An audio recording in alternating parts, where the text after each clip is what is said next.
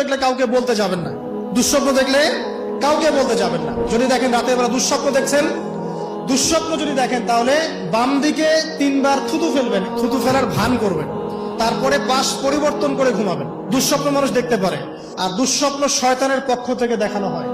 আর যদি আপনি পবিত্র অবস্থায় ওযু করে ঘুমান, আমলগুলো করে ঘুমান, দরুদ শরীফ পড়তে পড়তে ঘুমিয়ে যান, বা আল্লাহুম্মা বিইসমিকা আমুতু ওয়া আহইয়া পড়ে আল্লাহ জিকির করতে করতে ঘুমিয়ে যান, আপনি আল্লাহর হুকুমে সত্য স্বপ্নও দেখতে পারেন।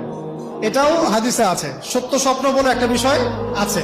সত্য স্বপ্ন দেখেন, ভালো স্বপ্ন যেটা আপনার মনের মধ্যে আনন্দ দিচ্ছে, তাহলে আপনি প্রিয় কোনো মানুষকে বলবেন, আপনার মা, আপনার স্ত্রী বা আপনার কাছের কেউ, ঠিক আছে? আর দুঃস্বপ্ন দেখলে কাউকে বলতে যাবেন না, দুঃস্বপ্ন দেখলে কাউকে বলতে যাবেন না। যদি দুঃস্বপ্ন দেখেন, উঠে 2 রাকাত নফল নামাজ পড়ে আল্লাহর কাছে দোয়া করবেন, আল্লাহ এই স্বপ্ন আমি দেখেছি, এর অনিষ্ট থেকে আল্লাহ তুমি আমাকে বাঁচাও। প্রয়োজন একটু সাদাকা